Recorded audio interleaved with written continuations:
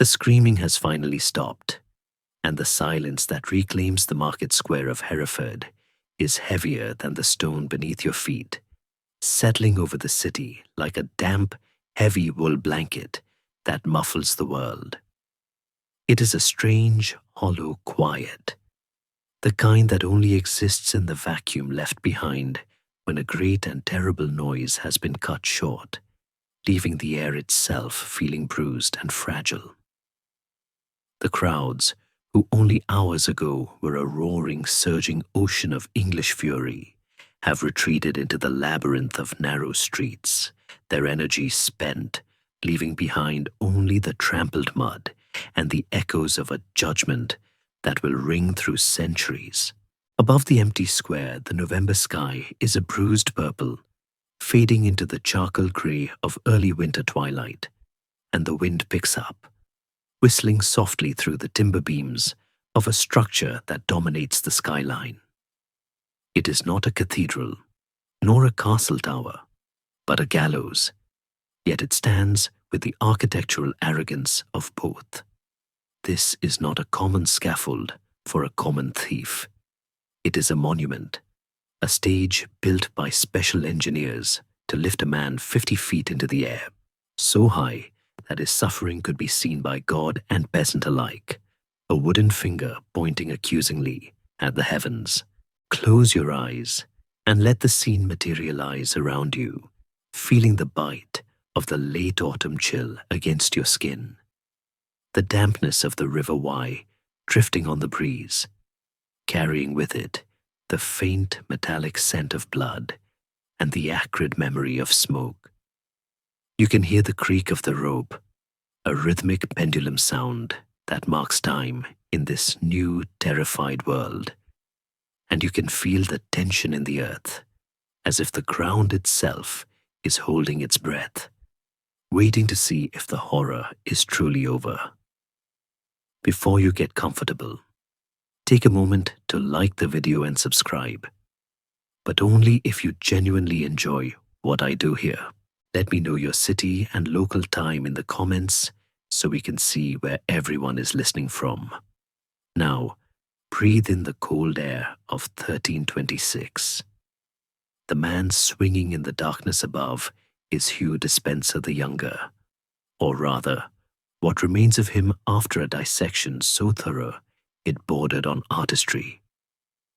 To the people of England, he was a monster, a shadow who had eclipsed the sun of the monarchy. But tonight, he is just meat and bone, a grim decoration for the Queen's triumph. Standing somewhere in the shadows of the square, or perhaps watching from a high window with a glass of wine that tastes of victory and iron, is Isabella of France. She is the architect of this silence. She does not look away.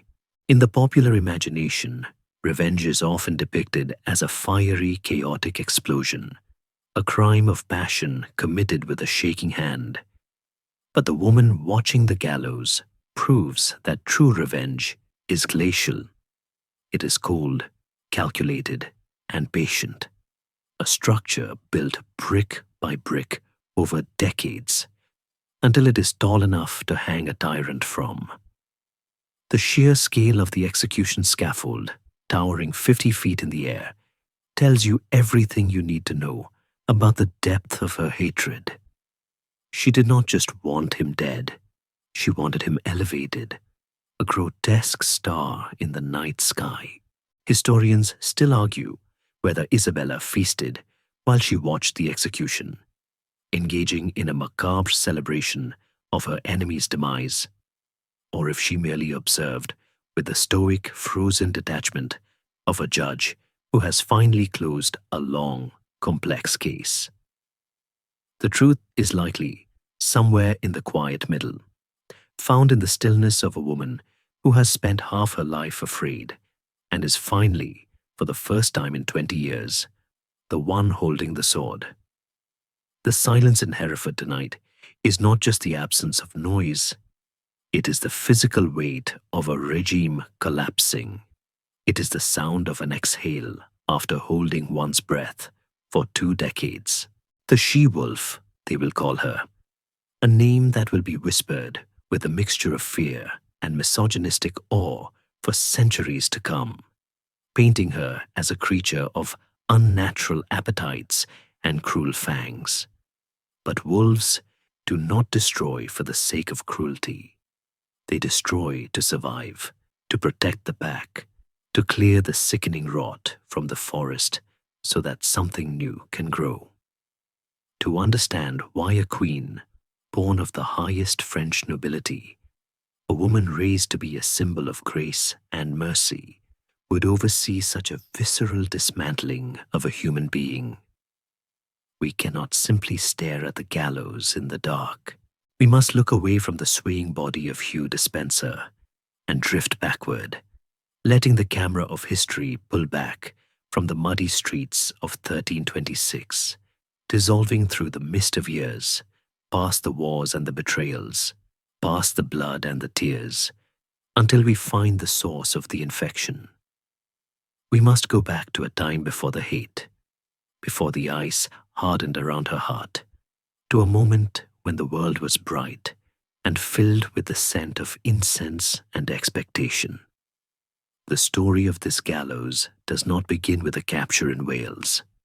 It begins nearly 20 years earlier, not with an execution, but with a wedding. It begins with a 12-year-old girl crossing the English Channel, her heart fluttering like a bird in a cage, believing the songs of troubadours who promised that a queen's life was one of romance and adoration. She did not know yet that she was walking into a cage where the bars were made of gold, and the keeper was a man who looked at her and saw only an obstacle.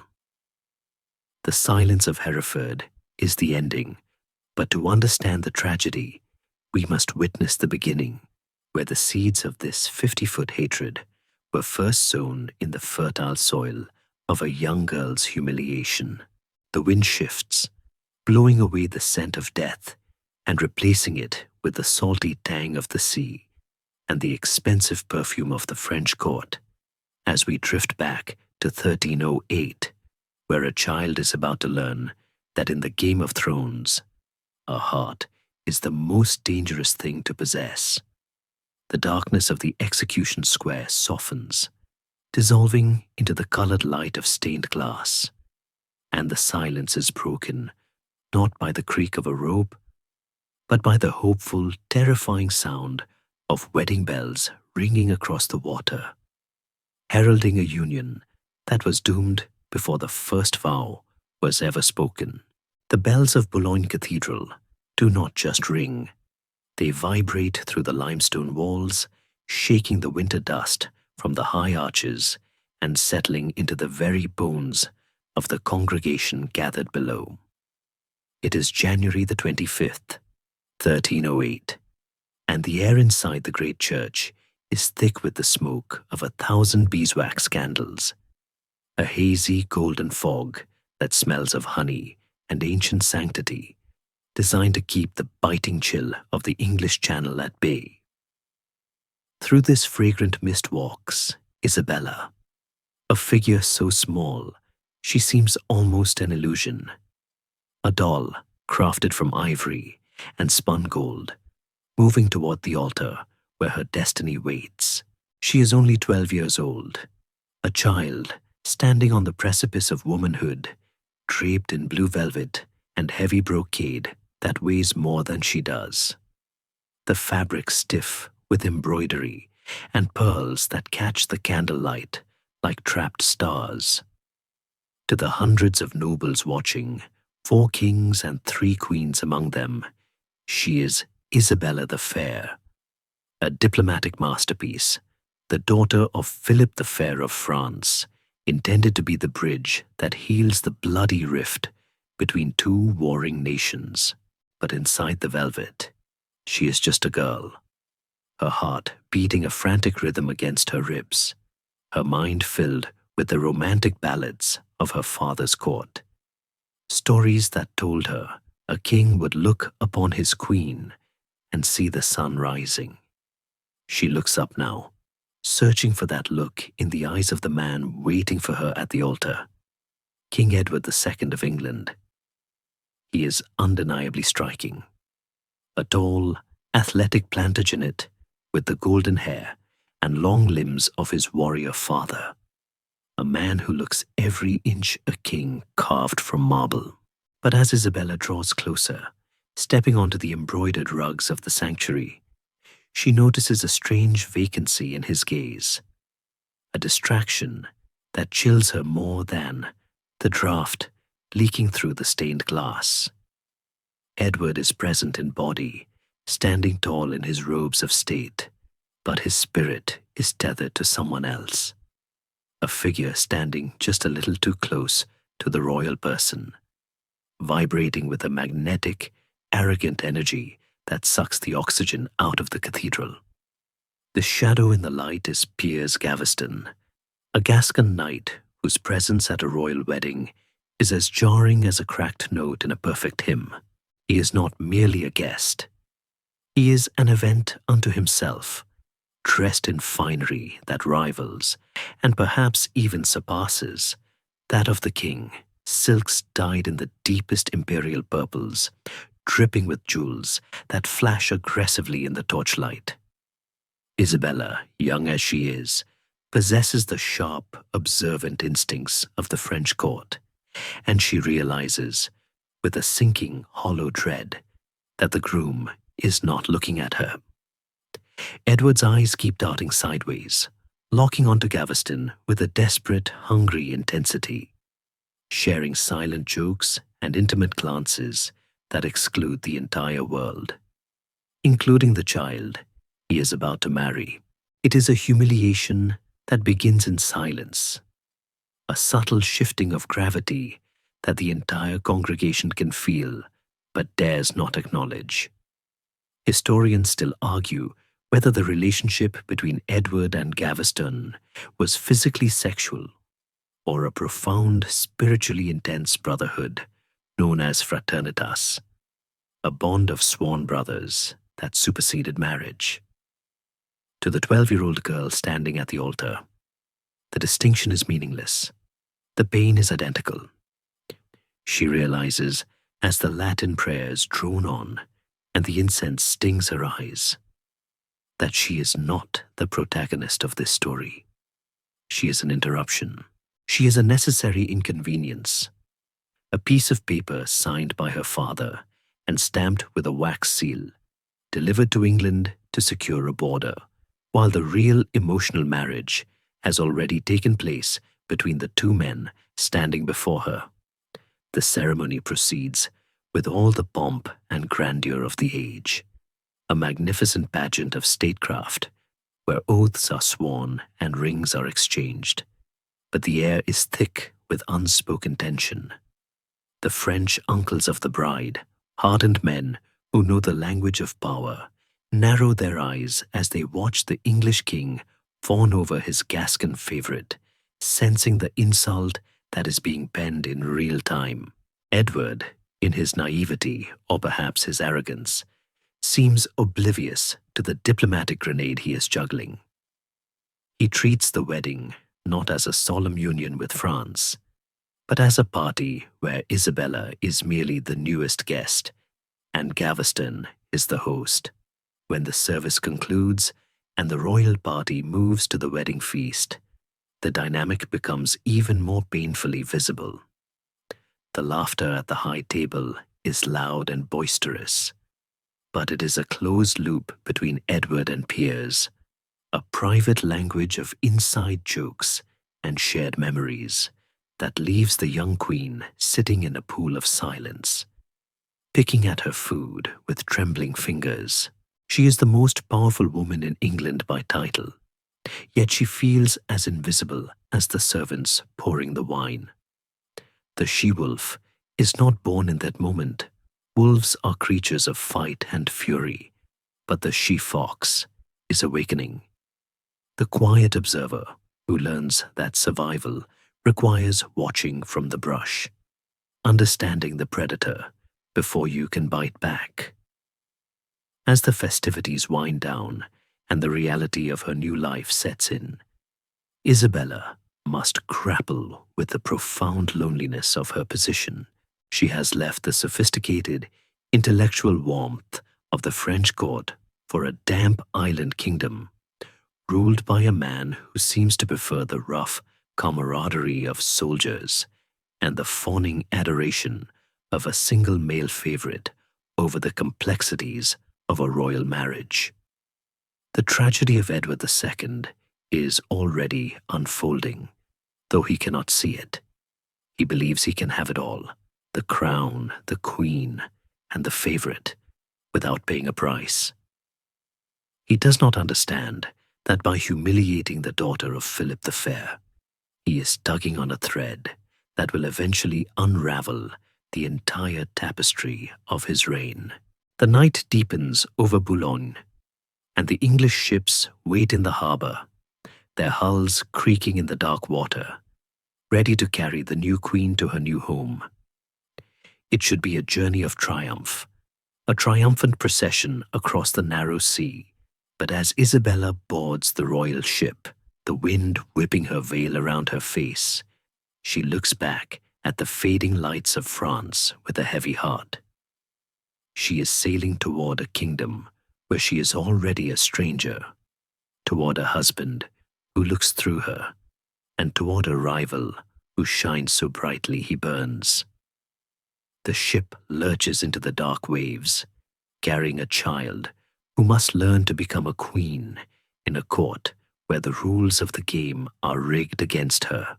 She does not know yet that the humiliation at Boulogne is merely the prologue, a gentle whisper compared to the shout of disrespect that awaits her across the water, where the true cost of Edward's obsession will be measured not in glances, but in gold and ancestral pride. The English Channel is a grey and churning barrier, but crossing it is only the first trial.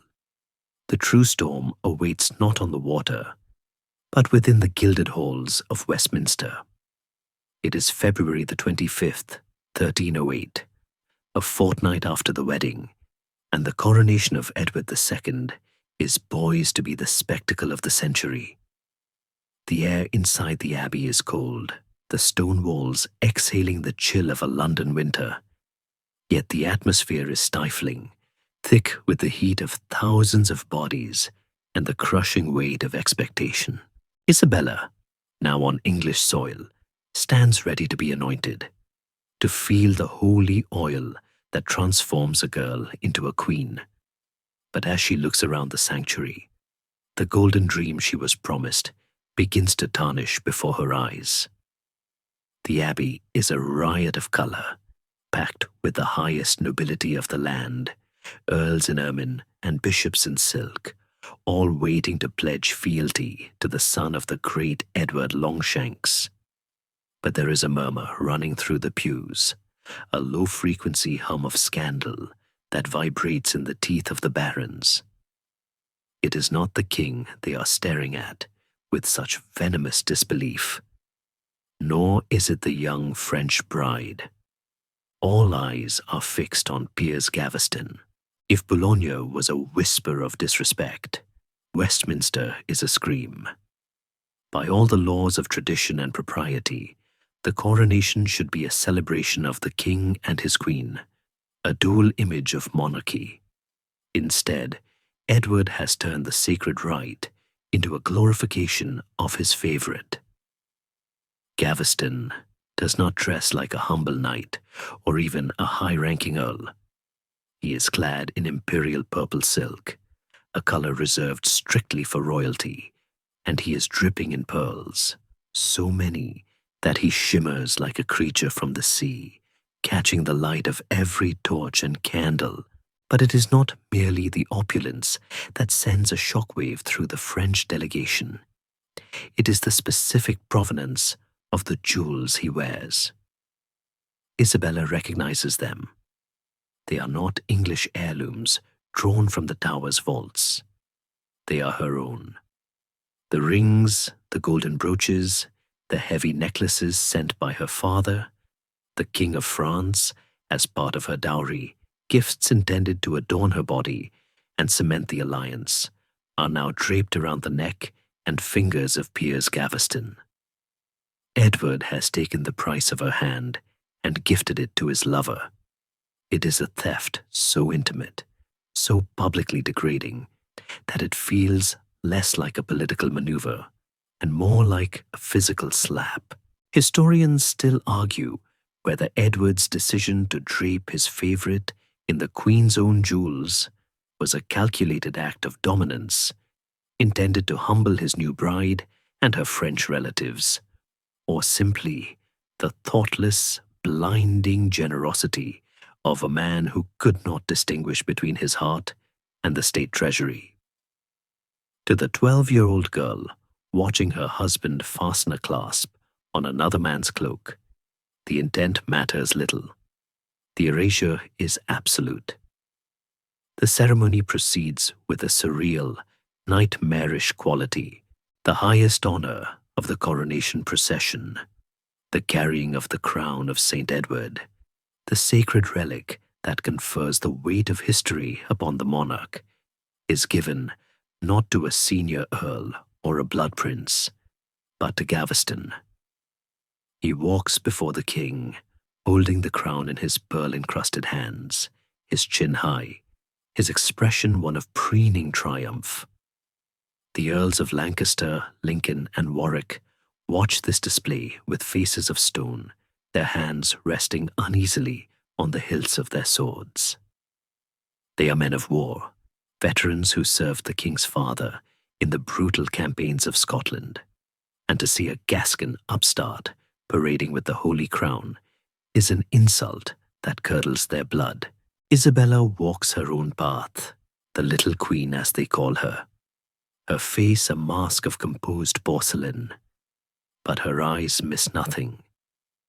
She sees the glances exchanged between the barons, the tightening of jaws, the way the air in the abbey feels charged with static electricity, waiting for a spark. She realizes, perhaps for the first time, that she is not the only one who hates this man. The king's obsession is not just a marital problem, it is a political cancer, and the room is filled with surgeons itching to cut it out.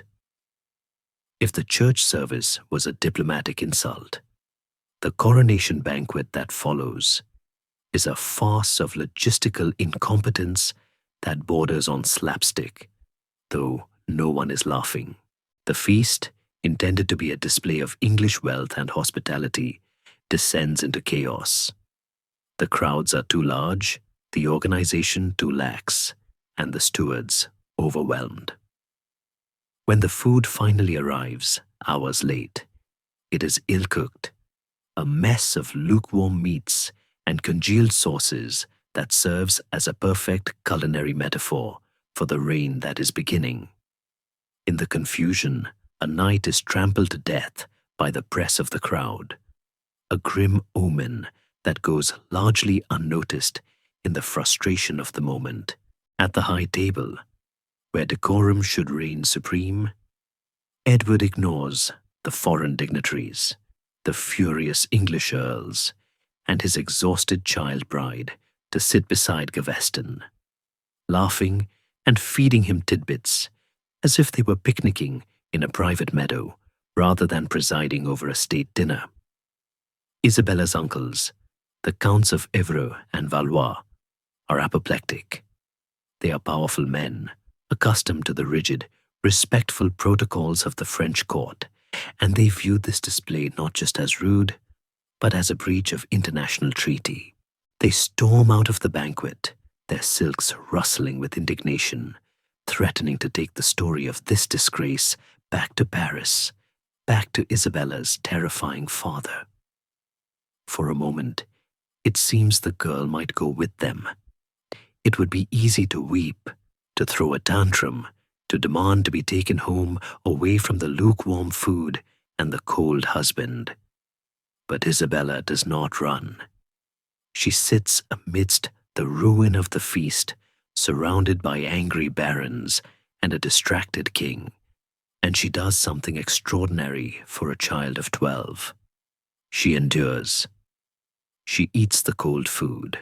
She smiles when required. She watches the way the Earl of Lancaster looks at Gaveston, measuring the depth of the hatred in the room. She understands that while she has no power today, she has something else: time.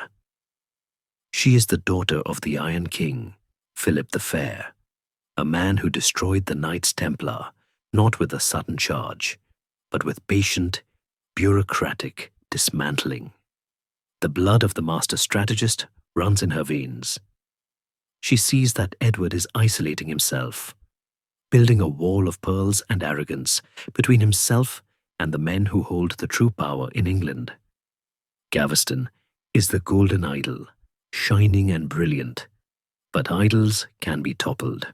Isabella realizes that her dowry jewels may be gone, lost to the neck of a favorite, but her true value, her royal blood, her potential to bear an heir, her connection to France, cannot be given away so easily. The coronation of 1308 ends not with a toast, but with a simmering silence. The guests departing into the dark London night, with indigestion and treason on their minds. The king retires with his favorite, believing he has won, believing that the crown on his head grants him the right to rewrite reality. He leaves his young wife alone in her chambers, surrounded by alien tapestries. But she is no longer just a neglected bride. She is a student of the English court, and the first lesson has been etched into her soul. Gold may buy favorites, but blood demands payment, and the bill is already accumulating interest. Time in the court of Edward II moves not in a straight line, but in a jagged, bleeding circle, repeating its mistakes with a terrifying precision. For a few short years following the coronation, the young queen learns that patience is a weapon as lethal as any sword, provided one has the endurance to hold it steady. The English barons, men of iron and earth, who value stability over favorites, eventually lose the patience that Isabella so carefully cultivates. In 1312, the inevitable finally happens. The golden idol, Piers Gaveston, is hunted down like a stag across the countryside. He is captured, subjected to a mock trial on a lonely hillside called Blacklow, and beheaded by the furious nobility. The news of his death strikes King Edward with the force of a physical blow, sending him into a paroxysm of grief that echoes through the palace halls, a sound of raw, unmoored agony. But for Isabella, the silence that follows Gaveston's death is the sound of opportunity. The obstacle is gone. The third person in the marriage has been removed by the cold arithmetic of politics. In the vacuum of the king's grief, Isabella steps forward, not with scorn, but with the gentle, calculated grace of a diplomat. She comforts the husband who humiliated her. She mediates between the vengeful barons and the grieving monarch, stitching the torn edges of the kingdom back together with the needle of her own charm. For a brief, golden season, a period historians often call the Indian summer of their marriage, it seems as though the wound has healed. They travel together. They hunt in the royal forests where the sunlight dapples through the leaves, and most importantly, they produce heirs. In 1312, the future Edward III is born at Windsor, a strong, healthy boy who cements Isabella's position not just as a wife, but as the mother of the dynasty. For a moment, the world feels right. The nightmare of the coronation seems like a fever dream that has broken with the dawn. But Edward II is a man with a fatal flaw woven into his soul. He cannot stand alone. He is a vine that requires a trellis, a king who feels the weight of the crown as a crushing burden that must be shared. He does not seek a partner in his queen, he seeks a master in a favorite. And so, just as the kingdom begins to exhale, a new shadow lengthens across the floor of the court, far darker and more substantial than the first. His name is Hugh Despenser the Younger. If Piers Gaveston was a butterfly, vain, colorful, and annoying, Hugh Despenser is a wolf, lean, hungry, and entirely devoid of mercy. He does not burst onto the scene with the flamboyant noise of Gaveston. He slides into the king's confidence like oil seeping into stone. Originally appointed as the king's chamberlain in 1318, a position intended to keep him under control, Despenser instead uses the office to construct a fortress around the king's person. He is not interested in the frivolous trappings of jewelry or parties. Despenser is interested in the raw mechanics of absolute power. He is a bureaucrat of the most dangerous variety, one who understands that true control comes not from wearing the crown, but from deciding who gets to speak to the man wearing it. Slowly, methodically, he begins to filter the king's reality. No one enters the royal presence without Despenser's permission. No petition is heard unless Despenser stamps it. No whisper reaches the king's ear that has not first passed through Despenser's lips. The court watches in horror as the king's affection transfers from the memory of the dead Gaveston to the living ambition of Despenser. But this is different. The relationship with Gaveston had the chaotic, passionate energy of a tragic romance. The bond with Despenser feels like a hostage situation. Historians still argue whether the connection between Edward and Hugh Despenser was sexual, in the same way the relationship with Gaveston is presumed to have been, or if it was, a psychological dependency where a weak-willed king was totally dominated by a coercive, masculine personality. Regardless of what happened behind the heavy velvet curtains of the royal bedchamber, the public consequences are terrifyingly clear. Despenser does not just want influence, he wants everything. He begins a campaign of accumulation that stuns the nobility, using his proximity to the king to seize lands, confiscate titles, and pervert the course of justice. The law becomes a weapon in his hand, a cudgel used to beat his neighbors into submission. The true nature of this new predator is revealed in the chilling fate of Lady Elizabeth Barrett. She is a wealthy widow, a woman of noble standing who should be protected by the chivalric codes of the age. But Despenser covets her lands, and for him, desire is synonymous with acquisition. He does not woo her, he breaks her. He has her kidnapped and imprisoned, not in a royal tower, but in a brutal confinement where his thugs systematically torture her, breaking her arms and legs, shattering her bones, until the pain is so absolute that she agrees to sign over her inheritance just to make it stop. This is not the vanity of a favorite playing dress-up. This is the organized crime of a tyrant operating under the king's seal. Isabella watches this transformation with a growing, icy dread. She sees the way Despenser looks at her, not with the jealous mockery of Gaveston, but with the cold calculation of an exterminator spotting a pest. Gaveston had merely wanted to be the center of attention. Despenser wants to be the only voice in the room. He views the queen not as a rival for affection, but as a rival for political access. She is the daughter of France, a woman of intelligence and influence, and to a man like Despenser, that makes her a threat.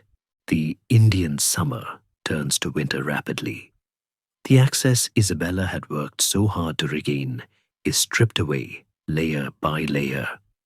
When she tries to speak to her husband, Despenser is there, hovering like a carrion bird, answering for the king, twisting her words, poisoning the air between them. The intimacy they had rebuilt is boarded up, the doors locked from the outside.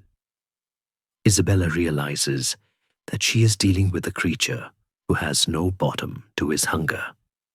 He is a tumor growing in the heart of the monarchy, feeding on the host until there is nothing left but the disease. The king, bewitched or bullied, seems incapable of seeing the monster he has unleashed. He signs the papers Despenser puts in front of him. He laughs at Despenser's cruel jokes.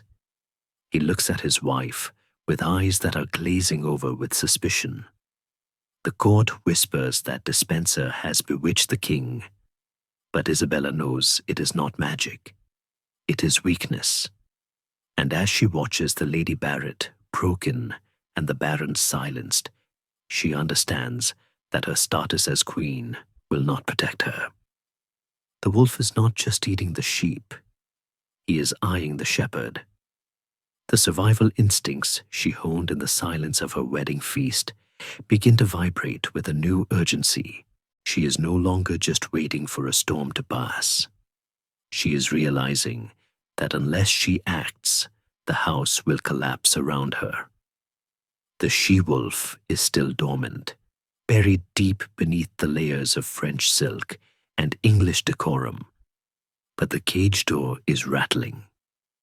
The predator has entered the sanctuary, and there is nowhere left to hide. If the sanctuary of the court was compromised, the sanctuary of the marriage was about to be demolished completely. By 1324, the air in England has grown stale with suspicion, but across the Channel, a fresh wind is blowing that will fan the embers of Isabella's destruction into a roaring fire. The catalyst is a conflict that seems, on the surface, absurdly trivial. A skirmish over a fortified bastide in the village of Sansados in Gascony. It is a minor border dispute between French officials and English seneschals, the kind of friction that usually ends with a few broken lances and a parchment treaty. But in the hands of Hugh Despenser, the War of Sansados becomes a weapon of mass psychological destruction. Because the King of France is now Charles IV, Isabella's brother, Despenser sees an opening to finally sever the last tether connecting Edward to his wife. He whispers into the king's ear that the queen is no longer a partner, nor even a wife, but a liability. He reframes her identity with a cold legal precision. She is a Frenchwoman first, an English queen second. In the paranoid logic of the Despenser regime, she is branded with a label that carries a terrifying weight: enemy alien. It is a designation that strips away her humanity and leaves only a political target. The dismantling of Isabella's life begins not with violence, but with a pen stroke. In September 1324, Edward II, acting under Despenser's heavy influence, confiscates the queen's estates. The lands given to her as dower, the rich manors, the rents from Cornwall, the independent income that allowed her to live with the dignity befitting her station, are seized by the crown. Overnight, the daughter of the Iron King is reduced to a pensioner, forced to live on a daily allowance doled out by the very men who hate her. It is a humiliation designed to make her powerless, to force her to beg for every ribbon and every meal. But Despenser is not finished. He understands that isolation is the key to breaking a human spirit. He moves against her household, the small, intimate circle of French attendants who have been her emotional anchor since she was a child of 12. One by one, her ladies-in-waiting, her confessors, and her servants are dismissed, purged from the court like infected livestock. They are replaced by Despenser's own creatures, grim-faced English spies whose loyalty is bought with confiscated gold. Isabella now lives in a panopticon. She cannot write a letter without it being intercepted. She cannot whisper a prayer without wondering if God is the only one listening. The walls of her chambers, once a refuge, now have ears. She walks through the palace like a ghost in her own life, surrounded by faces that offer no comfort, only surveillance. But the final blow, the act that transforms this story from a political tragedy into a revenge epic, strikes at the one part of Isabella that Despenser cannot confiscate: her motherhood. By 1324, Isabella has borne Edward 4 children, including the heir, Prince Edward, and a younger daughter, Joan. They are the only bright sparks in the gathering gloom of her existence. Despenser, recognizing that the children are the Queen's last source of joy and her only remaining political leverage, convinces the king that an enemy alien cannot be trusted to raise the future kings of England. In a move of breathtaking cruelty, the children are physically removed from Isabella's care. The nursery falls silent, the toys are packed away. But it is not just that they are taken, it is where they are sent that twists the knife. The custody of the royal children is given to Eleanor de Clare, the wife of Hugh Despenser.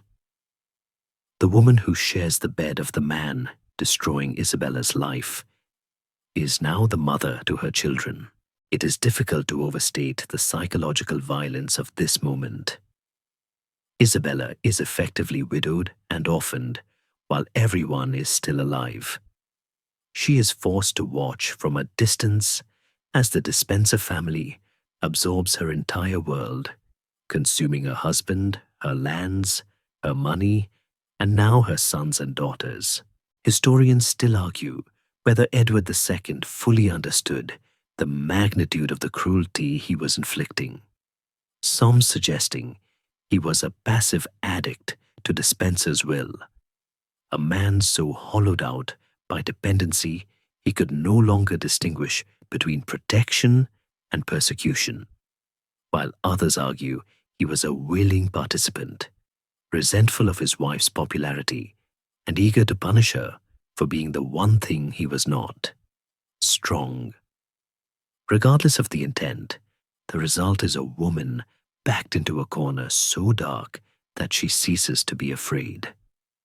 There is a specific kind of clarity that comes when you have lost everything. When the worst has already happened, fear evaporates, replaced by a cold, hard resolve. Despenser believes he has neutralized the Queen, rendered her a toothless, weeping figure in the background of his triumph. He believes he has broken her. He is wrong. He has not broken her. He has distilled her.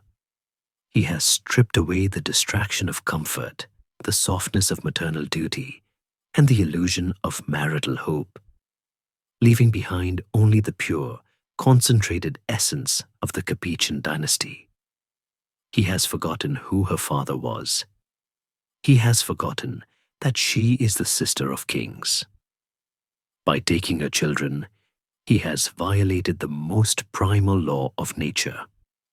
And in doing so, he has inadvertently unlocked the cage of the she-wolf. She stops pleading. She stops fighting for scraps of influence. She goes quiet, a terrifying, placid silence that Despenser mistakes for submission. She becomes the model of obedience, playing the part of the chastened wife with a performance so convincing it should have won her applause. She smiles at the spies. She is polite to Eleanor de Clare. She writes dutiful letters to her husband, signing them with words of submission. She waits, She realizes that she cannot fight Despenser on his own ground. The board is rigged, the pieces are his, and the king is his pawn. To win, she must flip the table. She needs to leave the island. She needs an exit. And as 1324 bleeds into 1325, with the war in France dragging on and the English position weakening, the universe offers her a supreme twist of irony.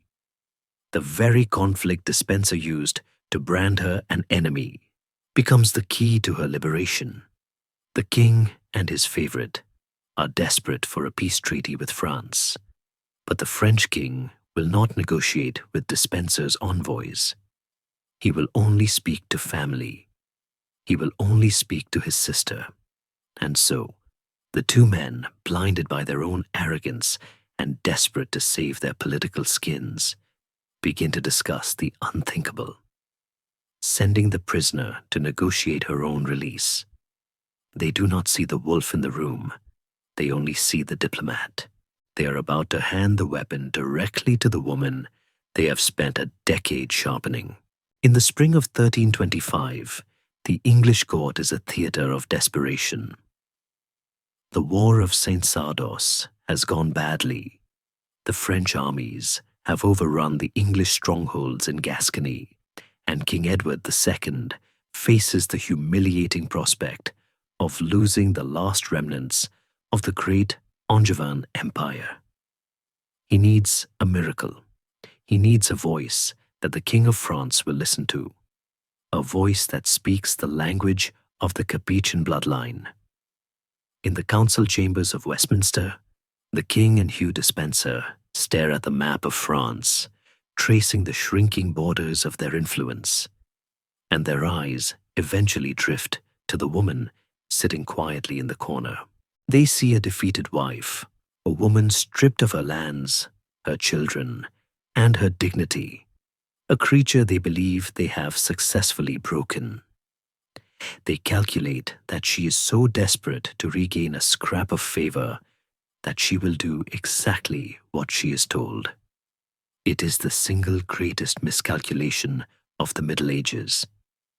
They decide to send Isabella to Paris, not as a queen, but as an envoy, charged with the task of negotiating a peace treaty with her brother, Charles IV. They believe they are sending a puppet to dance for them. They do not realize they are handing the puppet master her strings. The departure is a surreal moment of triumph, masked as duty. On March 9th, 1325, Isabella boards the ship at Dover. She travels with a modest retinue, overseen by the ever-watchful spies of the Despenser faction. But as the white cliffs of England fade into the mist behind her, a physical weight seems to lift from her shoulders. The air on the channel tastes of salt and liberation. For the first time in nearly 2 decades, she is sailing away from the gloom of her husband's court, away from the terrifying gaze of Hugh Despenser, and toward the land of her birth. When she arrives in Paris, the contrast is blinding. The French court is a world of intellectual brilliance, rigid etiquette, and familiar faces. She is welcomed not as the disgraced enemy alien of England, but as the beloved sister of the king. She walks the halls of the Louvre and the palace of the Cité, breathing in the scent of home. But she never drops the mask. She knows that Despenser's eyes are still on her, watching through the reports of his agents. And so, Isabella plays her role to perfection. She wears the modest dress of a penitent wife. She speaks publicly of her desire to serve her lord and husband Edward. She negotiates with her brother with a fervor that suggests her only goal is to save Edward's lands. She is so convincing that even the cynical bishops watching her are fooled. She crafts a peace treaty that seems to save face for England, but it contains a poisoned pill, a clause so subtle that Edward and Despenser swallow it without tasting the arsenic. The treaty stipulates that the King of England must pay homage to the King of France for his lands in Gascony. It is a standard feudal requirement, but for Edward II, it is a lethal trap. If he leaves England to perform this ceremony, he risks a coup at home in his absence. If he takes Despenser with him, the favorite risks being arrested by the French authorities, who hate him. If he leaves Despenser behind, the favorite risks being torn apart by the English barons, who are waiting for a moment of weakness. The king and his favorite are paralyzed by paranoia. They cannot move. In this moment of deadlock, Isabella, from the safety of Paris, offers a helpful, innocent suggestion. She proposes that, to spare her husband the danger of travel and the humiliation of bending his knee to her brother, he should transfer the title of Duke of Aquitaine to their 12-year-old son, Prince Edward. The boy can then travel to France, pay the homage in his father's place, and the matter will be settled. It seems like the perfect solution, a bureaucratic sleight of hand that solves everyone's problem. Edward and Despenser, desperate for an easy way out, agree. They are so relieved to avoid the journey that they forget the fundamental rule of dynastic survival. Never let the heir out of your sight. In September 1325, the young Prince Edward sails to France. He is a boy of 12, bright-eyed and impressionable, the future of the Plantagenet line. When he arrives in Paris, he is greeted by his mother. One can only imagine the surge of emotion, the electric current of victory that must have shot through Isabella's veins as she embraced her son. She holds him, and in that embrace, the trap snaps shut. She now possesses the two things she needs to destroy her husband, her freedom and his heir. With the prince safely in her custody and the homage performed, the letters from England begin to arrive, summoning her home. "Come back," Edward writes. "Bring the boy and return." But the silence from Paris is deafening. Isabella does not pack her trunks. She does not board the ship. Instead, she begins to dismiss the English spies in her household, one by one, sending them back with empty hands and terrified expressions. The mask, worn for so long it must have felt like skin, finally slips.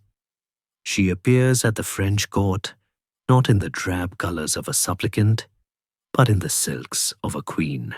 When the English bishops arrive to demand her return, she delivers a speech that will ring through the chancelleries of Europe.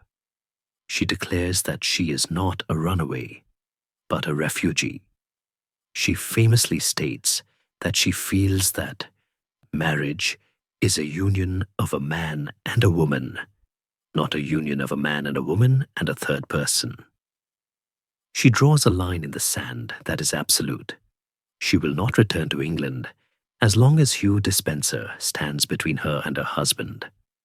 It is a declaration of war, but it is framed as a plea for marital sanctity. It is a masterstroke of propaganda. By framing her rebellion as a moral objection to a ménage à trois, she casts herself as the victim of a corrupted marriage rather than a traitor to the crown. She is the grieving wife, the protective mother, the pious woman driven away by the sins of a tyrant. Historians still argue whether Isabella planned this abduction of the heir from the very beginning of her diplomatic mission, or if the opportunity simply crystallized once she was in Paris and realized she could not bear to go back. Was it a long con developed in the dark nights of her English isolation, or a spontaneous act of self-preservation?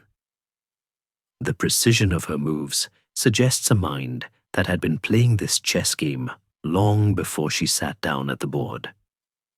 Edward II is stunned. He writes furious letters to the Pope, to the King of France, to anyone who will listen, demanding his wife and son back. He claims she is acting under the influence of evil counsel, that she has lost her mind. But Charles IV, the King of France, looks at the letters and shrugs. The Queen has come of her own free will, he replies, and she speaks freely. For the first time in history, a Queen of England has effectively kidnapped the heir to the throne and set up a rival court in exile. The she-wolf has not just bitten back, she has stolen the future. But Isabella knows that possession of the prince is not enough. She has the moral high ground and the dynastic key, but she lacks the steel required to take the throne. She needs an army, and she needs a general. She looks around the French court, scanning the faces of the exiles and the outcasts, and her eyes land on a man who carries his own hatred for the dispensers like a loaded weapon. He is Roger Mortimer, a rugged lord of the Welsh marches, a man who escaped the Tower of London and has been waiting in the shadows of Paris for a sign. Isabella looks at him, and in the dangerous chemistry between the wronged queen and the rebel lord, she sees the fire that will burn England clean. In the labyrinth of Parisian exiles, Roger Mortimer stands out like a drawn sword in a room full of quills. He is not a soft courtier, trained in the polite dances of diplomacy. He is a marcher lord, a baron from the rugged, lawless borderlands between England and Wales, where authority is maintained by the strength of a castle wall and the sharpness of a blade. He is a man who has already stared death in the face and blinked. 2 years earlier, he had been imprisoned in the Tower of London, condemned to die for leading a rebellion against the dispensers. In a daring escape that would become the stuff of legend, he drugged the guards, hacked a hole through the stone wall of his cell, and lowered himself down a rope ladder into the night, fleeing across the water to France. He is a survivor, hard-edged and dangerous, carrying a grudge against the English regime that burns just as hot as Isabella's. When their paths cross in the shadowy salons of the French capital, the attraction is immediate and incendiary. It is a collision of two desperate souls who recognize in each other the same hunger for vengeance. Historians still argue about the exact moment the alliance turned into a romance. Was it a calculated seduction by a queen needing a general, or a passionate explosion between two lonely people who found solace in the dark? The timing is debated, but the result is undeniable. Isabella, the anointed Queen of England, takes Roger Mortimer as her lover. In the eyes of the medieval world, this is not merely a sin, it is high treason. Adultery in a queen is a capital offense, a crime that strikes at the legitimacy of the royal bloodline. By taking Mortimer into her bed, Isabella burns the last bridge connecting her to her old life. There is no return to the role of the dutiful wife now. She has committed a mortal transgression that can only be absolved by total victory. If they fail, they will not just be defeated, they will be executed as traitors. The stakes of the game have shifted from political maneuvering to life and death. To the shock of Christendom, they do not hide their connection. Instead, they weaponize it. Isabella begins to dress in a manner that defies all protocol, appearing at court not in the vibrant colors of royalty, but in the severe, stark black of a widow. She wears the weeds of mourning, a visual manifesto that screams her message to the world. Her marriage to Edward II is dead, murdered by the tyranny of Hugh Despenser. She fashions herself as a tragic figure, a woman mourning a husband who is still alive but lost to her, stolen by a malevolent favorite. It is a piece of political theater so bold and so effective that it confuses her enemies and rallies the sympathies of the French public. She is the grieving mother, the wronged wife, and the avenging angel all at once. The she-wolf has found her mate, and together they are no longer prey. They are a pack. But passion and propaganda do not buy ships. The couple has the air, the moral high ground, and a burning desire to invade. But they lack the gold to pay for a mercenary army. The King of France, though sympathetic to his sister, is wary of openly funding an invasion of a fellow monarch. The precedent is too dangerous.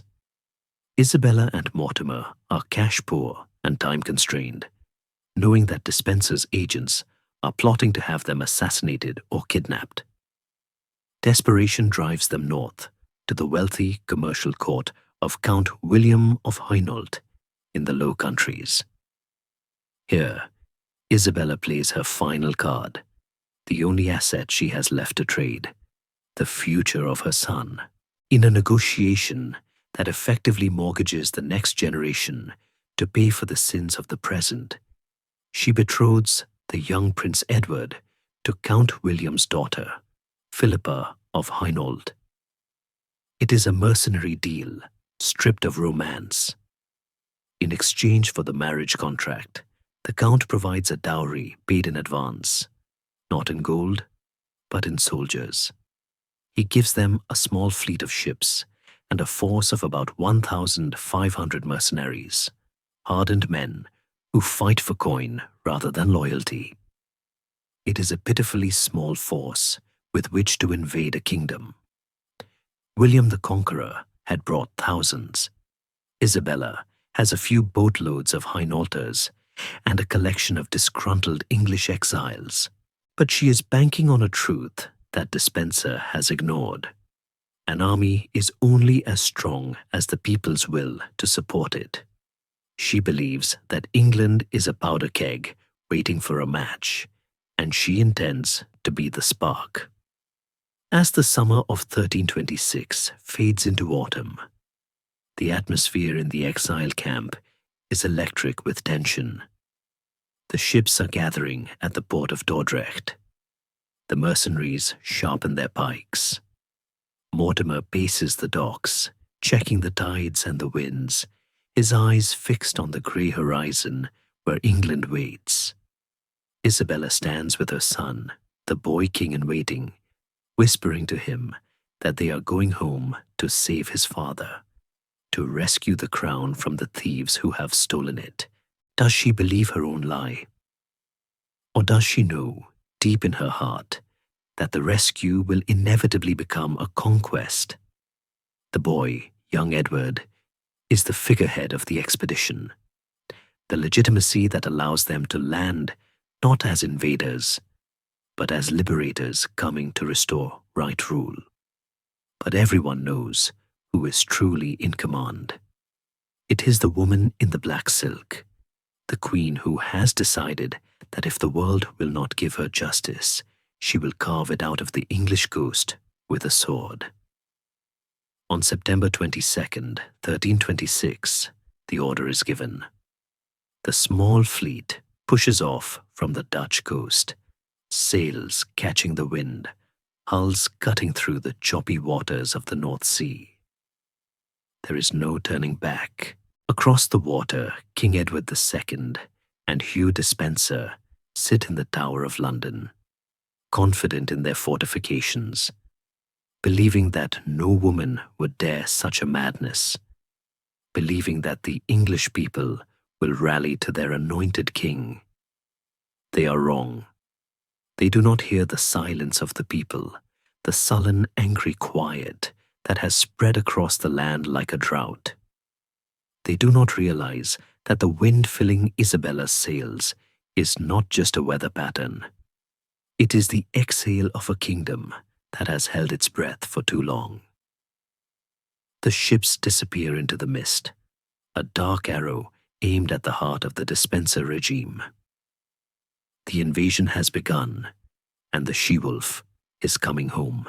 The crossing is treacherous. A violent gale scatters the small fleet, tossing the ships like driftwood in the dark expanse of the North Sea. For hours, it seems the invasion might end not in battle, but in drowning, the she-wolf swallowed by the waves before she can ever bare her teeth. But the storm eventually breaks, leaving the sea calm and grey. And on September 24th, 1326, the lookout spots the flat, muddy coastline of Suffolk. They do not aim for the heavily defended ports of the south. Instead, they drift towards the quiet estuary of the River Orwell, a place of marshes and silence. The ships run aground on the shingle at Colness, near Harwich. There is no welcoming committee, no royal guard to repel them. Only the cry of gulls and the lap of water against the hulls. The mercenaries wade ashore, dragging their equipment through the cold surf, their boots sinking into the English mud. Isabella steps onto the beach, her black silk skirts heavy with salt water, her son by her side. They are 1,500 souls against a kingdom. By all military logic, they should be crushed within days. But as they begin their march inland, something miraculous happens. The alarm beacons are lit, yes, but the men who come riding over the hills do not come to fight. They come to kneel. The news of the Queen's landing spreads like a grass fire across East Anglia, traveling from village to village with a speed that defies belief. The Queen is here, the whispers say. The tyrant's end is near. Instead of arrows, the invaders are met with bread, ale, and cheers. The local gentry, men who have chafed under Despenser's greed for years, ride out not to arrest Isabella, but to join her. The army that landed as a small mercenary force begins to swell, absorbing knights, archers, and peasants like a rolling snowball gathering mass. It is not an invasion. It is a homecoming parade armed with steel. In London, the atmosphere shifts from arrogance to panic. King Edward II sits in the Tower, waiting for his levies to muster, but the orders he sends out are ignored. The sheriffs, usually the backbone of royal authority, suddenly find themselves unable to raise men. The citizens of London, a volatile and powerful mob, begin to murmur in the streets, their sympathies clearly aligning with the Queen who claims to be coming to rescue the king from his evil counselors. The most devastating blow, however, comes from within the royal family itself. The king's own half-brother, Thomas of Brotherton, the Earl of Norfolk, rides to Isabella's camp. So does the Earl of Leicester, the brother of the executed Thomas of Lancaster. These are men of royal blood, the pillars of the state, and their defection is a signal that the regime has collapsed. The structure of power, which looked so solid from the outside, turns out to be a hollow shell eaten away by rot. Despenser, for all his cunning, is paralyzed. He has built a government based on fear, but fear is a brittle bond. Once it snaps, there is no loyalty left to hold the pieces together. Realizing that London is lost, that the mob is sharpening its knives, the king and Despenser make a fateful decision. They choose to run. On October 2nd, just a week after Isabella's landing, they flee the capital, heading west toward Wales and the Despenser lands, hoping to raise an army among the tenantry there. They take the royal treasury with them, a wagon train of gold that slows them down, a final act of greed that weighs them to the earth. Their departure leaves a power vacuum in London that is instantly filled by violence. The mob rises. They drag the king's treasurer, Bishop Stapleton, from his sanctuary in St. Paul's Cathedral. Stapleton is a hated figure, a man associated with the financial extortion of the regime. The crowd beats him to death in the street, chopping off his head with a bread knife and leaving his naked body in a rubbish heap. It is a gruesome prelude to the justice Isabella is bringing, a signal that the rule of law has been suspended in favor of the rule of blood. Isabella, meanwhile, moves with terrifying speed. She does not stop to celebrate the defections. She drives her army west, pursuing the fleeing king with the relentless focus of a hunter. She is no longer the little queen or the diplomat. She is a war leader, riding at the head of her troops, her banner snapping in the wind. She stops at Bristol, a key stronghold held by the elder Hugh Despenser, the father of the favourite. The city surrenders to her almost immediately, the garrison opening the gates to the woman they see as their liberator. The elder Despenser, a man of 64 who had aided his son's tyranny, is captured. Isabella shows no mercy. He is tried, condemned, and hanged in his armor, his body left to swing as a grim warning to his son. There is no deference to age or rank now. There is only the ruthless arithmetic of vengeance. The hunt narrows. The king and the younger Despenser are cornered in South Wales, trapped by the winter weather and the closing net of Isabella's forces. They are fugitives in their own kingdom, hiding in the wet forests and damp castles of the Welsh marches, their retinue dwindling by the day as men desert the sinking ship. On November 16th, 1326, the end arrives. They are captured near Neath, not in a glorious last stand, but in a muddy scuffle in the rain. The King of England is taken prisoner, led away to Kenilworth Castle to await his fate. But for Hugh Despenser, there will be no castle. He is bound, thrown onto a nag, and paraded back toward Hereford, the city where Isabella is waiting. The people line the roads to jeer at him, throwing mud and stones at the man who once owned the world. They force him to wear a crown of nettles, a mocking tribute to his ambition, and they paint biblical verses of judgment on his skin. He is starved, beaten, and terrified, a broken thing being dragged toward the scaffold. Isabella waits in Hereford. She does not ride out to meet him.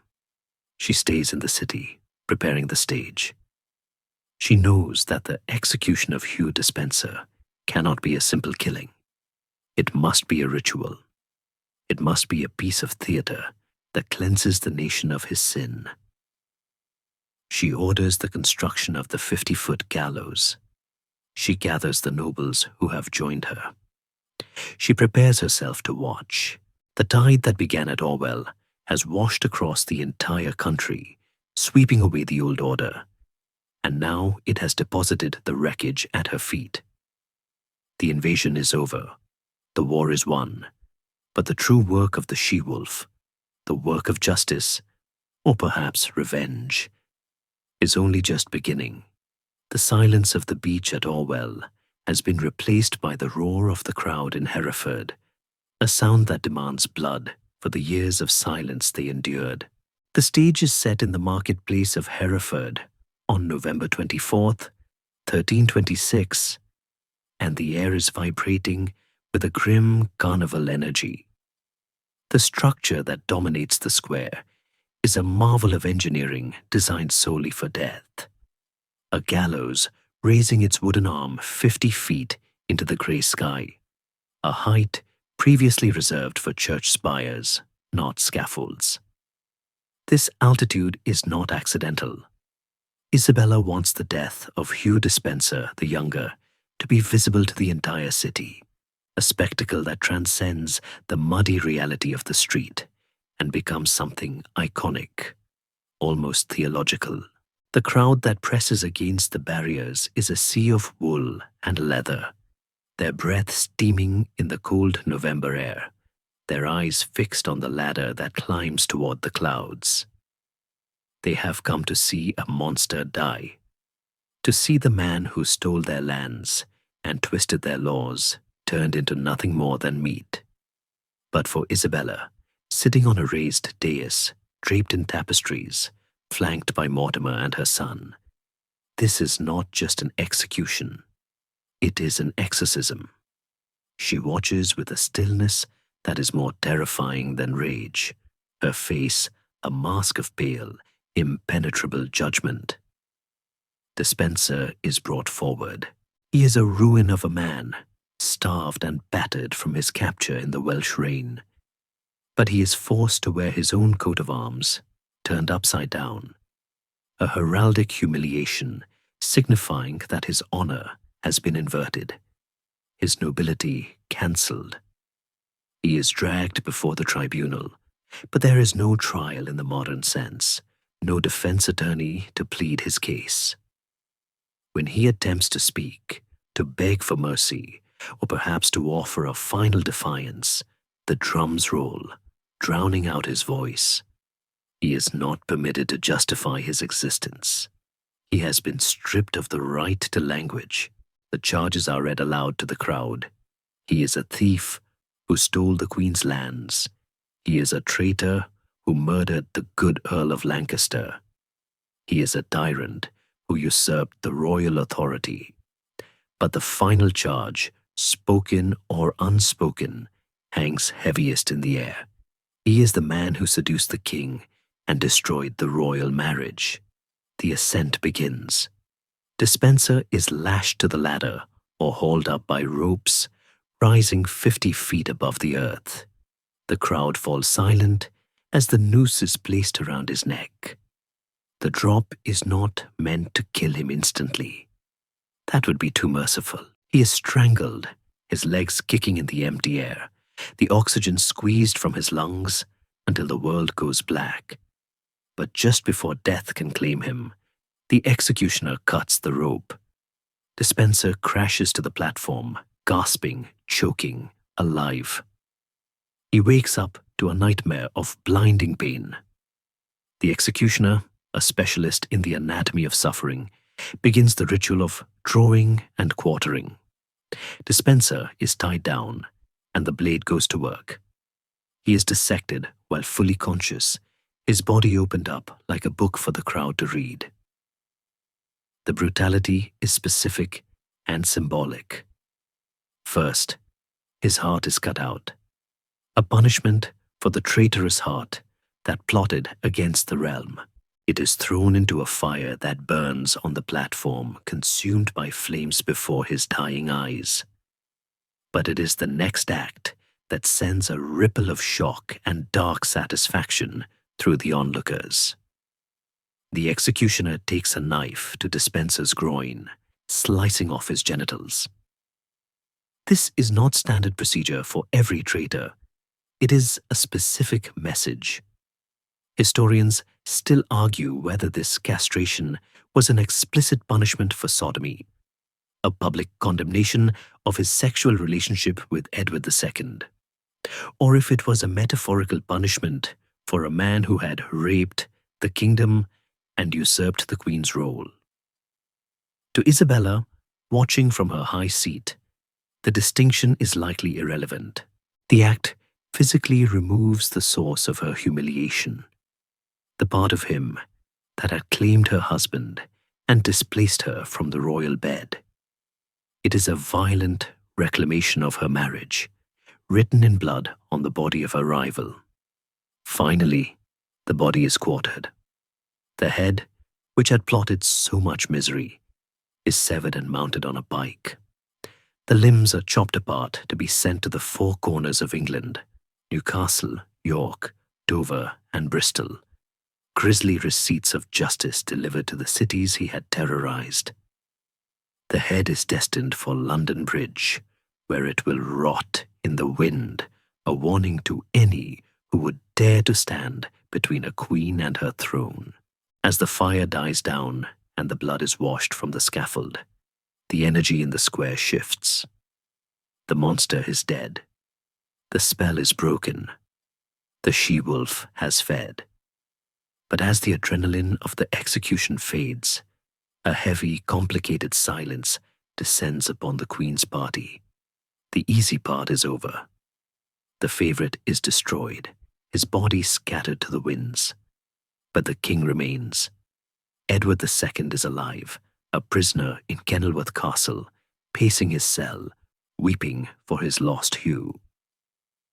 This presents Isabella and Mortimer with a theological and political precipice that no one in England has ever faced before. You can kill a favorite. Favorites are men. But a king is anointed by God. He is the Christus Domini, the Lord's anointed, his person sacred and inviolable. To touch him is to touch the divine. Yet, he cannot be allowed to rule. He has proven himself unfit, dangerous, a man who would burn down his own house to keep a lover warm. If they release him, he will seek revenge. If they kill him, they are regicides, cursed by God and man. They are trapped in a paradox. They need to remove the king without destroying the kingship. They need a legal fiction that can turn a coup into a constitutional transition. The solution they devise is as revolutionary as the invasion itself. They will not murder the king. They will fire him. For the first time in English history, Parliament is summoned not to advise the monarch, but to judge him. In January 1327, the Great Hall of Westminster fills with the three estates of the realm, clergy, nobles, and commoners. They are there to hear a sermon, not on the divine right of kings, but on the text, Vox Populi, Vox Dei. The voice of the people is the voice of God. The argument is made that Edward II is incompetent, that he has broken his coronation oath, that he has allowed the kingdom to rot while he played with favorites. It is a stunning inversion of the medieval order, placing the welfare of the realm above the person of the monarch. Delegations are sent to Kenilworth to demand the king's abdication. It is a scene of pathetic tragedy. Edward II, once the golden youth who had inherited the strongest kingdom in Christendom, is brought into the room dressed in black, fainting with grief and terror. He is bullied, threatened, and coerced. He is told that if he doesn't resign the crown to his son, the people might reject the Plantagenet line entirely and choose a king from another family, perhaps Mortimer himself. The threat to his dynasty pierces the fog of his despair. Broken, weeping, the king nods. He hands over the symbols of his power. He abdicates. On February 1st, 1327, the boy prince is crowned Edward III. The bells ring, the people cheer, and Isabella stands as the triumphant Queen Mother, the regent who saved the country. But in the shadows of the celebration, a dark question lingers, unspoken but deafening. The old king is still alive. He is now merely Edward of Caernarfon, a private citizen, but as long as he breathes, he is a rallying point for every disgruntled noble, every counter-revolution. A living ex-king is a nuclear weapon left unattended. Isabella knows this. Mortimer knows this. And in the dark corridors of their power, they realize that the theatre of bone was only the first act. The final curtain cannot fall while there are two Edwards in the world. The she-wolf has destroyed the predator. But now she must decide what to do with the prey. The silence of Hereford has followed her to London, and it whispers that a king without a crown is more dangerous than a wolf with fangs. The death of a favorite is a surgical removal, a cutting away of diseased flesh, but the removal of a king is an amputation of the soul. In the chilly dawn of January 1327, The English Parliament gathers in Westminster Hall, and the air is thick with a terrifying novelty.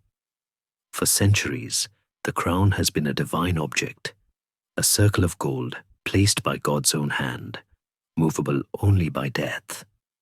But today, Isabella and Mortimer are asking the assembled estates of the realm to do the impossible, to reach up and tear that circle from the head of a living man. The atmosphere is not one of riotous celebration, but of stunned, solemn pragmatism.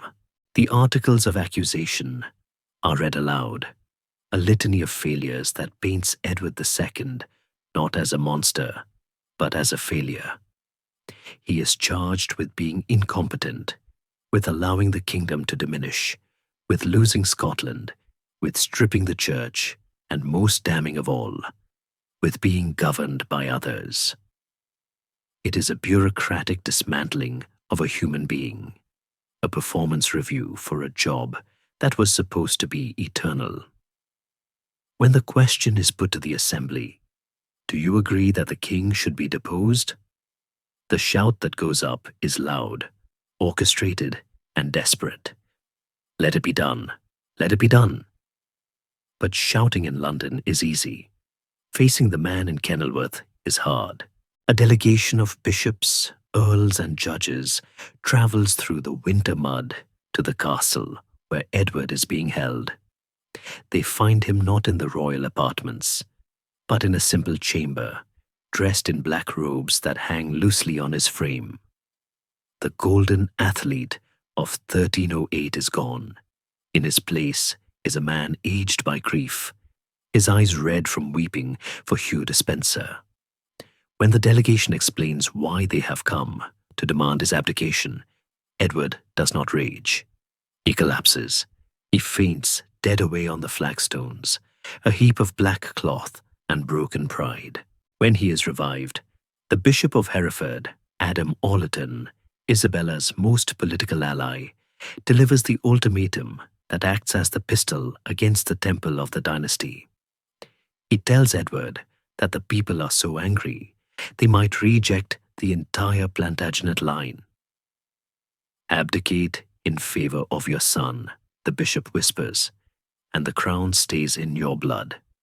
Refuse, and the people may choose a king who is not of your lineage. The threat is clear. Step down, or we crown Roger Mortimer. The thought of his wife's lover sitting on his throne is the final indignity that breaks Edward's resistance. Weeping, shaking, he formally renounces his right to rule. He hands over the Great Seal, the physical instrument of his power. It is a moment of profound pathos. Even those who hated his rule find themselves looking away, unable to watch the humiliation of God's anointed. Historians still argue whether this abdication was a legal fiction, a coup dressed up in the robes of parliamentary procedure, or a genuine expression of a political community that had finally found its voice. But in the room at Kenilworth, legality matters less than reality. The king is no more. He is now merely Sir Edward of Caernarfon, a private citizen with a target on his back. On February 1st, 1327, the boy king Edward III is crowned at Westminster Abbey. He is 14 years old, a solemn figure amidst the rejoicing, perhaps understanding that his crown has been bought with his father's tears. Isabella stands beside him, the regent of England, her power now absolute. She settles the debts of the crown, she rewards her friends, and she takes for herself a dower income so enormous it consumes 2/3 of the royal revenue. She and Mortimer begin to rule with the very same arrogance they had condemned in the Despensers. They build, they feast, they celebrate, but the shadow of Kenilworth stretches long across their banquet tables. The problem is that a deposed king does not simply vanish. As long as Edward lives, He is a magnet for dissent, and dissent is growing. The English people, fickle as the wind, begin to pity the weeping man in the tower. The Dunhead gang, a group of Dominican friars and knights loyal to the old king, begins to plot a rescue. They actually succeed in temporarily breaking him out of Kenilworth, though he is quickly recaptured. The incident sends a jolt of ice through Isabella's veins. Kenilworth is too open, too comfortable, too accessible. If they are to sleep at night, the former person must be moved to a place where hope cannot find him. In April 1327, under the cover of darkness, Edward is transferred to Berkeley Castle in Gloucestershire. It is a fortress that feels more like a tomb, its walls thick and damp, rising from the marshes of the Severn Vale. The custody of the king is given to Thomas Berkeley and John Maltravers, men chosen for their lack of sentimentality. Here, the systematic degradation of Edward II begins. The chronicles tell us that they tried to kill him with the environment itself. He is kept in a small, secure room. They strip him of his remaining comforts. They feed him slop. In a famous story, when he asks for warm water to shave, his captors fetch a bucket of filthy ditch water. Edward, showing a flash of his old spirit, begins to weep, saying that he will have warm water with his tears. But the most horrific detail of his imprisonment is the miasma. They allegedly place him in a room above a rotting carcass pit, a dungeon filled with the decomposing bodies of animals and sewage, hoping that the stench and the disease would naturally finish him off. It was a medieval belief that foul air or miasma could kill a man. Edward, however, possesses the constitution of an ox. He gets sick, he vomits, he wastes away, but he refuses to die. He lingers on through the summer of 1327, a stubborn ghost haunting his own grave. Isabella and Mortimer are growing desperate. The rescue plots are becoming more frequent, the public sympathy louder. They realize that nature is moving too slowly. The she-wolf does not issue a public warrant for his death. That would be murder. But a message is sent, a notoriously ambiguous Latin line often attributed to Adam Orleton: Edwardum occidere nollit timere bonum est. Depending on where you place the comma, it reads either, "Do not be afraid to kill Edward, it is good," or "Do not kill Edward, it is good to fear." It is a command written in invisible ink, a wink and a nod to the jailers in the dark. The time for starving and stench is over. The time for iron has come. On the night of September 21st, 1327, the heavy doors of Berkeley Castle are barred shut. The servants are sent away. The silence of the marshes is total, save for the hoot of an owl and the distant wash of the river. Inside the king's chamber, the fire is stoked until the coals are glowing a fierce, angry red. The men enter the room. Edward, waking from a fitful sleep, sees the instruments in their hands and knows with a terrifying clarity that the end has arrived. He does not die a king. He dies a man, alone in the dark, screaming for a mercy that was strangled on the gallows of Hereford a year ago. The night of September 21st, 1327, does not end in silence. It ends with a sound so harrowing that local legend claims it peeled the bark from the trees surrounding the castle. The villagers living in the shadow of Berkeley's heavy stone walls wake in the pitch black, clutching their blankets, listening to a long, wavering shriek of agony that pierces the thick masonry and drifts out across the Severn Vale. It is the sound of a soul being forcibly evicted from its body. The scream is not articulate. It contains no words, no last commands, no prayers. It is merely the raw animal noise of ultimate pain. The people crossing themselves in the dark know exactly who is screaming. They know that the king is dying, and they know deep in their gut that it is not a peaceful passing. When the sun rises the next morning, the silence has returned, but the castle feels changed, heavier, as if the stones themselves have absorbed the horror of what transpired in the room above the dungeon. The story that emerges from that locked room is one of the most gruesome in the history of the British monarchy, a tale that will be whispered in taverns and written in chronicles for 700 years. It is the legend of the red-hot poker. The narrative holds that because the jailers could not leave a mark on the king's body, visible violence would prove regicide and spark a rebellion. They chose a method that was internal, invisible, and poetically cruel. They pinned the deposed king down, holding him beneath a heavy table or a mattress to stifle his struggles, and inserted a red-hot iron spit into his bowels through a horn funnel. It burned his insides while leaving his skin untouched. This method was not chosen at random. In the brutal semiotics of the Middle Ages, it was a punishment that mirrored the vice of sodomy, for which Edward had been whispered about for decades. It was a final burning penetration, a mockery of the passions that had led him to this dark precipice. The poker legend served a dual purpose. It killed the man and assassinated his memory, branding him forever with the nature of his alleged sins. However, the truth of that night is shrouded in a fog as thick as the one clinging to the River Severn.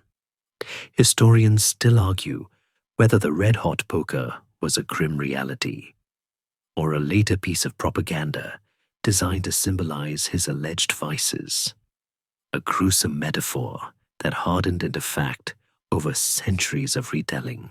Some modern scholars suggest that Edward, weakened by the months of miasma and depression, may have simply died of exhaustion or suffocation, a natural death accelerated by neglect. Others propose an even more shocking theory, that Edward II did not die at all that night. The Fieschi letter, a document discovered in a papal archive centuries later, claims that the king escaped Berkeley, wandering Europe as a holy hermit, unrecognizable and penitent, while a porter's body was buried in his place. It is a ghost story that adds a layer of haunting ambiguity to the narrative. Did Isabella mourn a man she knew was still alive? Did she weep over an empty coffin? Regardless of the method or the mystery, the official reality is that Edward of Caernarfon is dead. The corpse is displayed to the public in Gloucester Cathedral, dressed in the finery of a king, his face calm, his hands clasped in prayer. There are no marks on him. The violence, if it happened, is hidden beneath the heavy robes of state. Isabella arrives to oversee the funeral, and once again, she delivers a performance of consummate skill. She wears the weeds of the grieving widow, weeping openly, her distress visible to all. Is it acting? Or is there, amidst the relief of political survival, a genuine pang of sorrow for the handsome prince she had married in Boulogne 20 years ago? Perhaps she weeps not for the man he became, but for the boy he was, and for the life they might have had if the favorites had never stepped between them. She commissions a magnificent tomb for him in Gloucester, a shrine of alabaster and Purbeck marble that transforms the failed king into a saintly figure. It is a masterstroke of closure. By honoring his body, she legitimizes her son's succession and buries the rumors of murder under a mountain of expensive stone. With the old king dead, the new regime breathes a sigh of relief. The threat is gone. Isabella and Roger Mortimer are now the uncontested rulers of England. They have won. But in the vacuum left by their victory, a strange and terrible transformation begins to take place. Power, it seems, is a contagion. Having destroyed the dispensers for their greed and arrogance, Isabella and Mortimer begin to catch the same disease. They essentially become the people they replaced. Mortimer, the rugged freedom fighter, starts to dress in the flamboyant style of an emperor. He holds round tables at Bedford, playing the role of King Arthur, surrounded by his own favorites. He accumulates earldoms and lands in the Welsh marches with a rapacity that makes Despenser look modest. He walks by the king's side, not as a servant, but as a master, often walking ahead of the young Edward III, a breach of protocol that leaves the court gasping. Isabella, too, changes. The she-wolf, who fought for justice, now fights to keep her hoard. She grants herself an income of 20,000 marks a year, more than any queen in history. She surrounds herself with luxury, drowning the memory of her humiliation in silk and gold. The couple behaves as if the young king, Edward III, is a permanent minor, a figurehead who will never grow up. They treat him as a child, dismissing his opinions, keeping him on a tight financial leash, and excluding him from the true councils of power. They forget that he is the son of the she-wolf and the grandson of the Hammer of the Scots. They forget that he has been watching. The young king is now 17 years old. He is no longer the frightened boy who was used as a pawn in Paris. He has a wife, Philippa of Hainault, who is pregnant with his first child, the famous Black Prince. He is a man grown, a warrior trained in the yard, and he possesses a quiet, simmering intelligence. He sees what is happening. He sees Mortimer strutting through the palace, treating the nobility with disdain. He sees his mother blinded by her passion for this new tyrant. He hears the whispers of the people who are beginning to call Mortimer the king of folly. The cycle of history is threatening to repeat itself. A weak king dominated by a favorite, but Edward III is not his father. He does not seek a master, he seeks his throne. The tension comes to a head in October 1330. The court travels to Nottingham Castle for a council. Mortimer, paranoid and sensing the growing resentment, takes extreme security measures. He interrogates the king's friends, threatens the young nobles, and locks the castle down at night, keeping the keys under his own pillow. He behaves less like a regent and more like a jailer. Isabella, sensing the danger, clings to him, terrified that the wheel of fortune is turning again. She can feel the temperature dropping in the room when her son looks at her lover. She knows the look. It is the same look she gave Hugh Despenser on the night of October 19th, 1330. The castle is silent, locked tight against the world. Mortimer and Isabella are in the royal apartments, safe behind thick walls and guarded doors. But every castle has its secrets. Just as Mortimer escaped the tower through a hole in the wall, his own undoing will come through the earth. Outside, in the darkness, a small group of conspirators gathers at the base of the castle rock. They are led by William Montague, the king's closest friend. They are not attacking the gates. They are looking for a cave. They have been tipped off about a secret passage, a tunnel cut through the sandstone that leads up into the heart of the fortress. It is a desperate, dangerous plan. A gamble on a rumor of geology. They light their torches, draw their swords, and step into the black mouth of the tunnel. High above them, the she-wolf sleeps, unaware that the cub she raised has finally learned how to hunt. The echoes of Berkeley Castle, the screams, the violence, the betrayal, have faded, but a new sound is coming. The quiet scrape of boots on stone, climbing upward in the dark.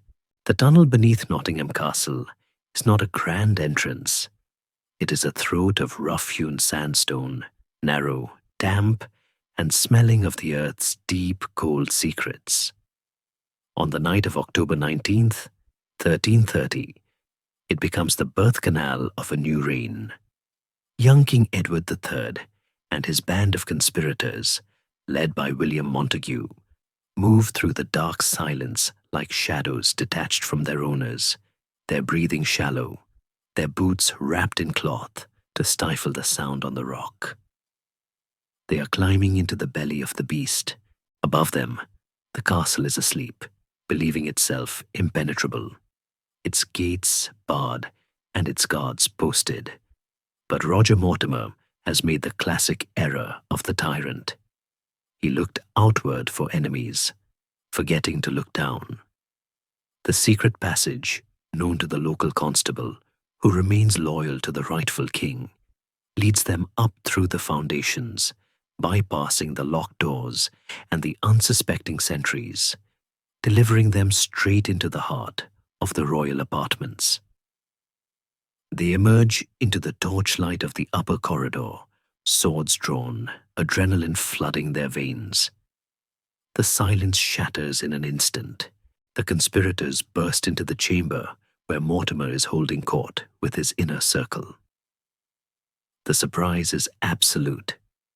There is a frantic, messy scuffle. Two of Mortimer's knights are cut down where they stand, their blood splashing onto the rush matting. But the fight is over before it truly begins.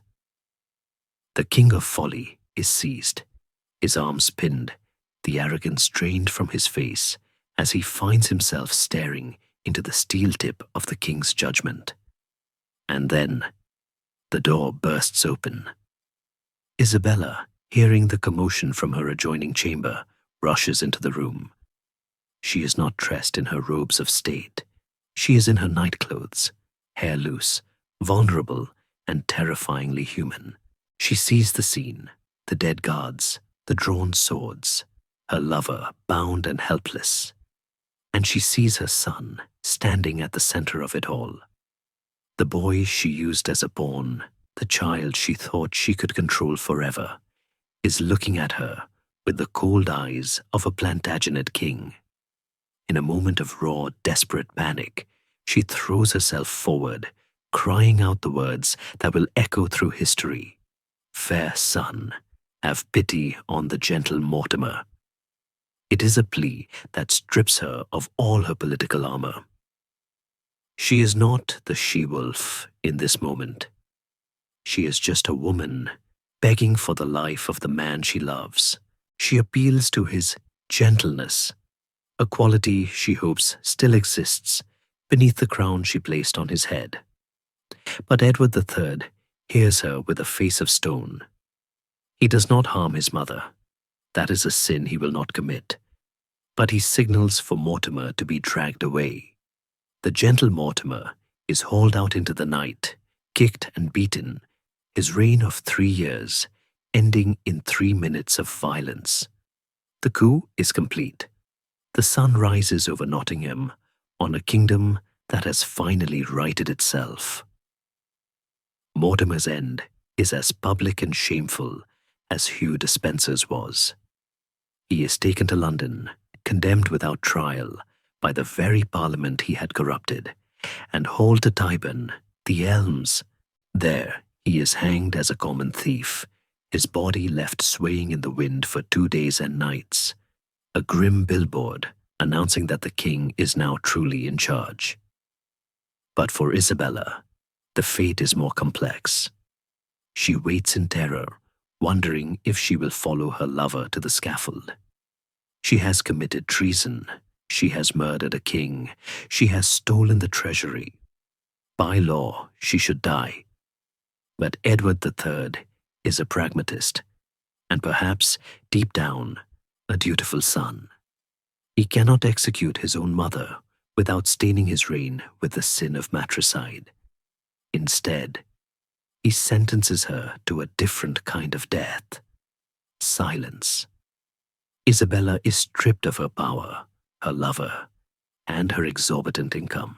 She is placed under house arrest, primarily at Castle Rising in Norfolk, and later at Hertford Castle. The she-wolf is put in a cage, but it is a gilded cage. She is not starved or tortured. She lives in the lap of luxury, surrounded by servants, books, and minstrels. She is allowed to hunt, to entertain guests, to read the romances she loves. But she is politically dead. The door to the council chamber is closed forever. For the next 28 years, Isabella lives on as a ghost in the machine of the English monarchy, watching from a distance as her son becomes one of the greatest warrior kings in European history, starting the 100 Years' War, a war based on her claim to the French throne. She becomes a grandmother, a matriarch, a relic of a bloodier time. Historians still argue about her mental state during these final decades. Some chroniclers, eager to paint a moral lesson, claim she went mad, haunted by the ghost of Edward II, pacing the battlements of Castle Rising and screaming into the sea wind. But the records tell a quieter, perhaps more poignant story. They show a woman who turned to piety, who gave alms to the poor, who joined the Third Order of St. Francis. They show a woman who maintained a relationship with her son, who visited her often, treating her with a formal, distant respect. It seems the wolf did not go mad. She simply went to sleep, lulled by the rhythm of a life that no longer required her to fight for survival. She had won, and she had lost, and now there was nothing left to do but wait for the end. That end comes in August 1358. Isabella is 63 years old, an ancient age for the time. As she lies on her deathbed, the memories of her extraordinary life must have played out behind her eyes like a tapestry. The wedding at Bologna, the pearls on Gaveston's neck, the landing at Orwell, the scream at Berkeley. She issues her final instructions for her burial, and they are her revelation. She does not ask to be buried with Mortimer, the gentle lover for whom she risked everything. Nor does she ask to be buried in the robes of a Dowager Queen of England. She requests to be buried in the Grey Friars Church in London, wearing the wedding dress she wore as a 12-year-old girl. It is a heartbreaking gesture. In death, she wants to return to the moment before the world broke her, to the innocence of the child who walked down the aisle expecting a fairy tale. She wants to be that girl again, before the hatred, before the wars, before the name she-wolf was ever whispered. But there is one final detail, a macabre postscript that chills the blood and cements her legend. Tradition holds that she requested the embalmed heart of Edward II be placed in a casket on her breast. Why? Was it a gesture of profound remorse, a final apology to the husband she destroyed? Was it a cynical act of public relations, an attempt to rewrite her story as a tragedy of star-crossed lovers? Or was it the ultimate act of possession, the wolf taking the heart of her prey into the grave, keeping him forever? The answer is buried with her. Isabella of France remains one of history's most complex enigmas, a victim who became a villain, a diplomat who became a warlord, a wife who became a widowmaker. In a world that treated women as silent pawns, she refused to stay on her square. She flipped the board, and as the stone lid of her sarcophagus slides into place, sealing her away in the darkness of the grave friars, the echo of her life fades into the silence of history, leaving us only with the question of who the real monster was in the tragedy of the Plantagenets. The fire in the hearth has burned down to glowing embers, casting long, soft shadows across the room. The story of the she-wolf is finished, the noise of the battles and the screams of the gallows fading into the quiet of the night. It is time to let the heavy velvet curtain of history fall back into place. Let the dust settle on the stone floors of Berkeley and Nottingham. Let the ghosts of Edward and Isabella find their rest in the cool, dark earth, their passions cooled by the centuries. You do not need to carry their burdens anymore.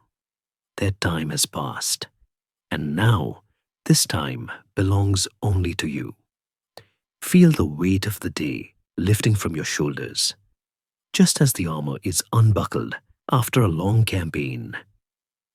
The world outside your window is still and safe. The wind may blow, but you are warm. The history is written, the ink is dry, and nothing can change until morning. Let your breathing slow down, matching the rhythm of the fading embers. Deep and slow, in and out. The kings and queens have gone to sleep. The castle is quiet. The story is over. Let the darkness wrap around you like a soft, heavy blanket. Close your eyes. Drift away from the court, away from the crown, into the peaceful, silent dark.